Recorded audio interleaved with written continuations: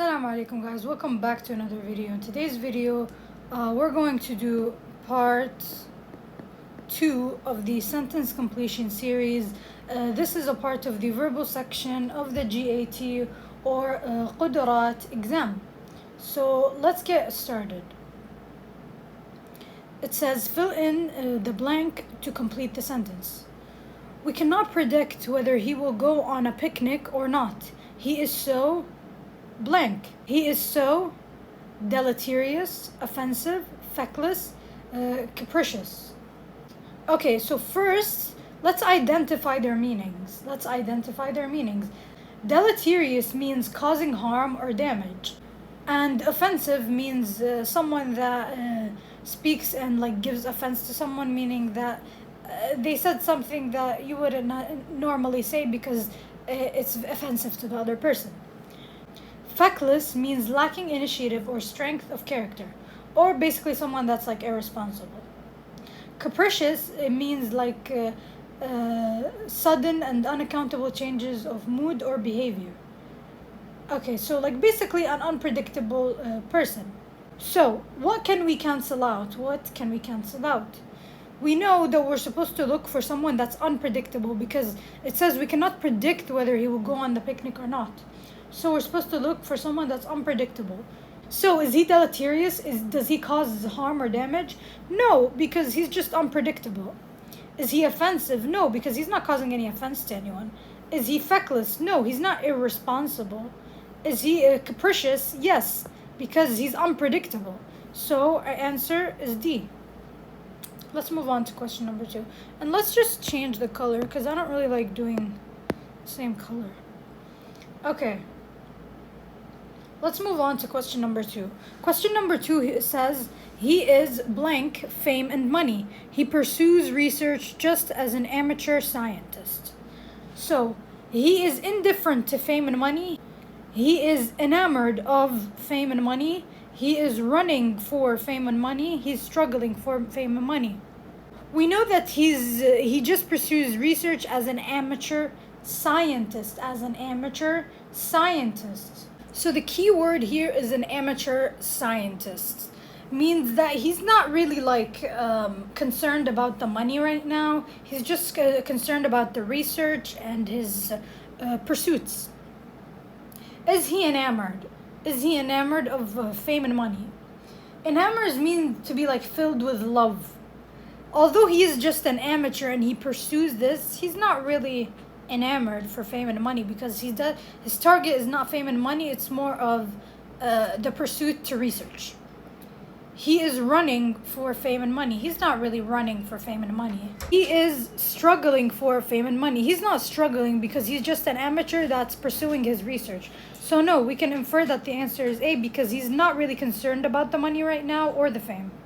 Let's move on to question number 3.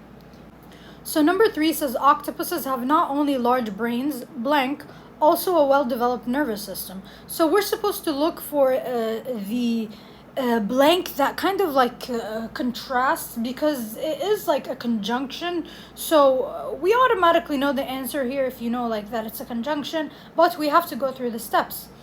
So first and foremost, what can we cancel out? What just automatically doesn't fit? Are and have, because not only large brains are also, no, that doesn't fit. Not only large brains and have also, no, because and have also don't fit together. So we know that these are not going to be the answer. So it's either A or B. Now let's look for the best fitted one. Since we said it's a conjunction, it's using a contrasting effect. Which of these are used more often in contrasting? And is used moreover, additionally, in addition to, because it's just adding on and expanding to what you previously said. Is this adding on and expanding to what was previously said about large brains? No, it's talking about a different thing. It's talking about how they have a well-developed nervous system, meaning that they changed the subject, meaning that they're contrasting, meaning that the answer is A. But because when you're contrasting, you're saying not only large brains, but also a well-developed nervous system.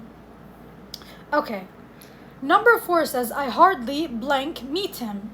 So I hardly blank meet him. I hardly ever meet him. I hardly never meet him. I hardly had ever meet him. I hardly had never meet him. Honestly, this is a very easy question, but let's go through the steps.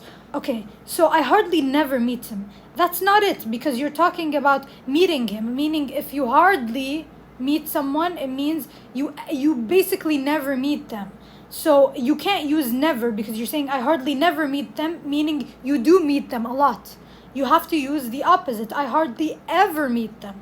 So think of it this way. When you're going to use I hardly and never in the same time, it means you do see them. If you use ever and hardly in the same time, it means you don't see them. I just use positive and negative because I feel like it's a good way to explain it. So, looking at had, does it work? Does it work in this context?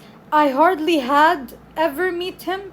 No, why? Because it's not met. It's not met. It's meet. It's talking about the present tense. It's not talking about the future tense. So we can automatically cross out C and D. Now we can infer that the answer is A because she hardly meets him or he hardly meets him. It means they barely ever see them. It means ever because it's negative here and we said this is positive. Okay, now let's move on to our fifth and final questions. You guys did it. So number 5 says, she wouldn't ask you if she blank not sure. She wouldn't ask you if she was not sure, if she were not sure, if she has not sure, if she had not sure. We can automatically cross out C and D. Why? Because if she has not sure and had not sure are not even used in this matter because these are not words that will appear in this sense. So what is this? We can identify that this sentence is a present conditional sentence. Why? Because, first of all, let me explain what it is. A present conditional, basically sentence describes a situation now that isn't true or isn't really happening. So an example of it would be like, I wouldn't do that if I were you. This is the same thing. She wouldn't ask you if she blank not sure. We can automatically infer that the answer is B. Why is the answer B? Because it's a present conditional statement. So it's B. Thank you guys so much for watching this video. Please don't forget to like, subscribe, and share. I would very much appreciate if you guys shared this with your friends and they would be able to benefit from this channel. And if you have any questions or suggestions, please don't hesitate to email me wizworksyt@gmail.com or comment down anything you have in the comments. Thank you guys so much. This is Wizworks.